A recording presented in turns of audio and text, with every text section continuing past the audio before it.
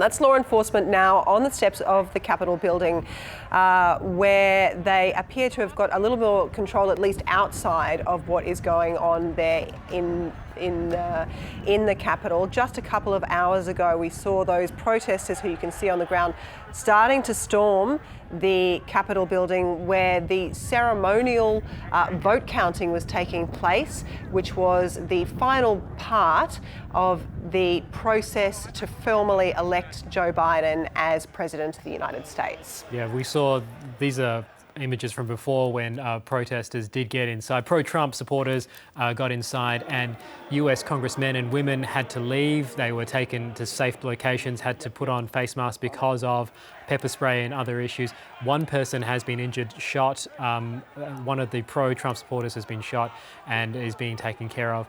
And the National Guard, as well as other federal agencies, are being deployed to get calm in the area, and a curfew starts in a few hours' time in DC as well. Let's bring in John Barron, the Planet America host, who joins us from Sydney. John, this is an extraordinary moment in US democracy, and that's what Vice President or President-elect Biden said.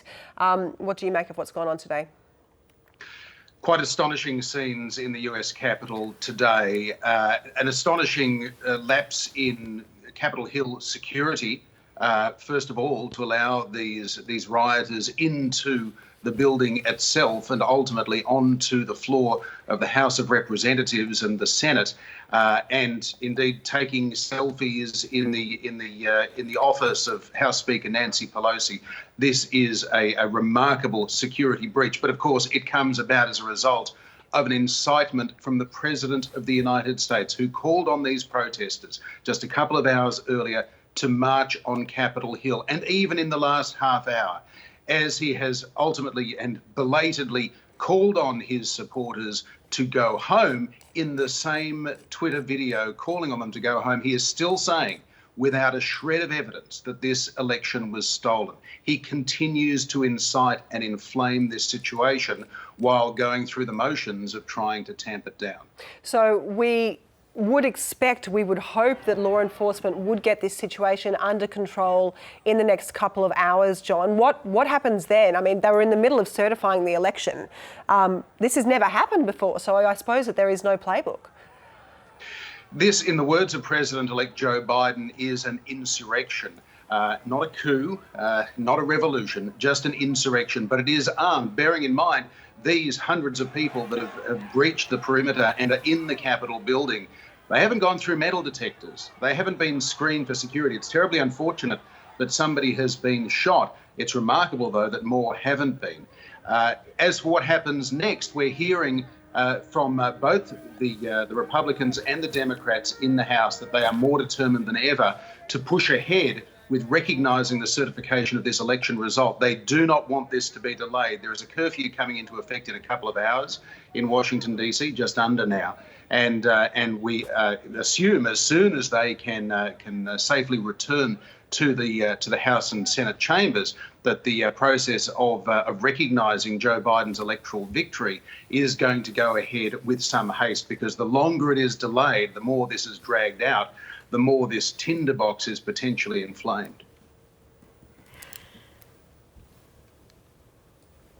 John, a couple of things that I'm thinking about. I'm fascinated by the fact that as the President of the United States, Donald Trump, gives that order or suggestion to this mob to disperse, the very way in which he does it gets another Twitter warning. In other words, he has again repeated these claims of election fraud when we know, both from all the many recounts and from the court actions that have been taken, that this was a free and fair election. What are your thoughts on that? The profound irony, of course, Sarah, that this was a president who ran a law and order campaign, is still unable to condemn his supporters when they resort, often at his instigation, to this kind of lawlessness and violence. The president, his tepid words, waiting until after his former rival Joe Biden had already done what any traditional leader, any traditional president would have done, and called for calm, condemned those who were protesting, who were rioting, who were assaulting and vandalising the US Capitol, the symbol of American democracy. And obviously this is a physical confrontation, but it is also a profoundly symbolic confrontation as well.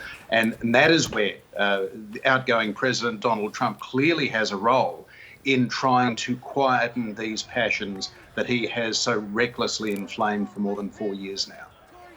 John, I'm also struck by a kind of a symmetry. Joe Biden entered the race for the White House with video talking about Charlottesville, Virginia, and the protests there, where President Trump, in one of the earliest signs that it would be a very different presidency, talked about good people on both sides. And Joe Biden, speaking out against that, really built his campaign kind of on that issue.